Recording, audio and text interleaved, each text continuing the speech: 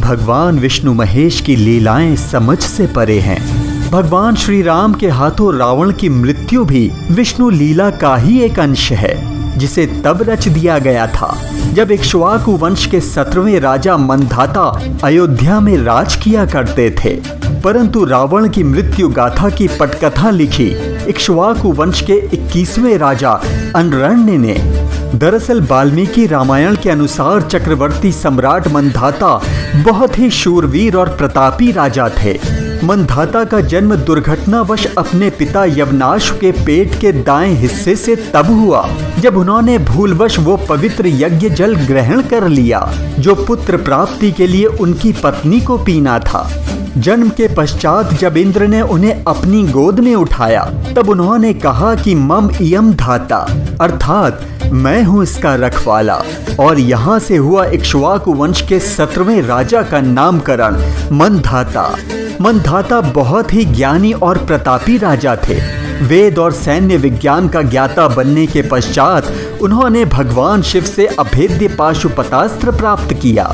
वो पराक्रमी और शूरवीर तो थे ही, पाशुपतास्त्र प्राप्त होने के पश्चात मंधाता तीनों लोकों में सर्वश्रेष्ठ बन गए। सूर्यवंशियों में वो पहले ऐसे राजा थे जिन्हें चक्रवर्ती सम्राट की उपाधि प्राप्त हुई। उन्होंने अपनी प्रजा के हितों को ध्यान में रखते हुए कई अश्वमेघ यज्ञ और राजसूय यज्ञ संपन्न किए। मंधाता के शासन में वैदिक यज्ञों को अत्यधिक बढ़ावा मिला और बाद में मंधाता को त्रेता का आभूषण कहा जाने लगा। और जब अपने अहंकार में चूर रावण ने मंधाता की बढ़ती शक्ति को देखा तो उसने राजा मंधाता से युद्ध कर उनको पराजित करने का निर्णय किया ताकि तीनों लोकों में वो ही एकमात्र शक्तिशाली राजा कहलाए। और इसके पश्चात रावण ने राजा मंधाता को युद्ध की चुनौती दे डाली। दोनों की सेनाओं के बीच भयंकर युद्ध प्रारंभ हो गया, परंतु मंधाता रावण की सेना पर भारी पड़ने लगे। उन्होंने सबसे पहले रावण के शूरवीरों शुक, अकंपन, महोदर, विरूपाक्ष और कई योद्धाओं को धूल चटाई और आखिरकार रावण को रणभूमि में उतरना पड़ा।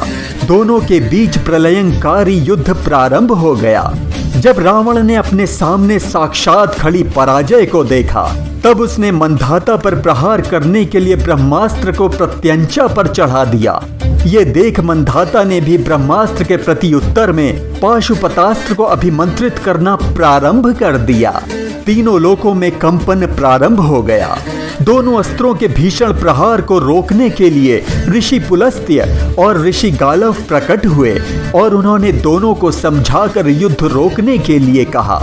ऋषियों ने राजा मंधाता को बताया कि रावण की मृत्यु श्री राम के हाथों लिखी है, जो एक श्राप के रूप में रावण का काल बनेगी और उस श्राप को देने वाला कोई और नहीं बल्कि मंधाता से 4 राजाओं पश्चात अयोध्या का सिंहासन संभालने वाले इक्ष्वाकु वंश के 21वें राजा अनरण्य होंगे। अर्थात रावण की मृत्यु की पटकथा लिखेंगे राजा अनरण्य। वहीं रावण राजा मंधाता से अपनी पराजय स्वीकार नहीं कर पा रहा था। वो किसी भी रूप में मंधाता को पराजित करना चाहता था, परंतु मंधाता तो क्या, वो किसी भी सूर्यवंशी राजा से युद्ध करने की शक्ति नहीं जुटा पा रहा था। और इसी प्रतीक्षा में मंधाता के पश्चात राजा मुचुकंद, राजा त्रसदस्यु, राजा संभुता का शासन निकल गया।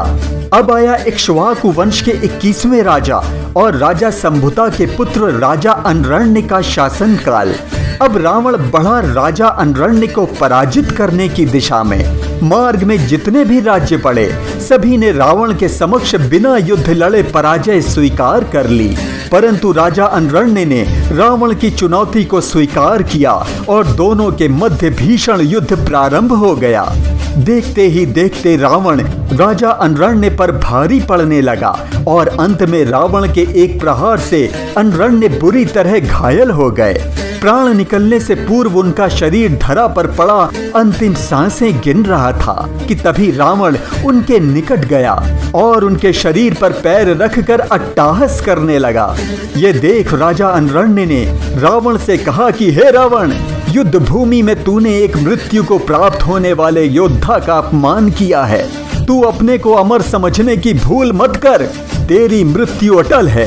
एक प्रतापी मर्यादा पुरुषोत्तम सूर्यवंशी तेरी मृत्यु का कारण बनेगा। ये मेरा श्राप है और यही तेरी नियति है।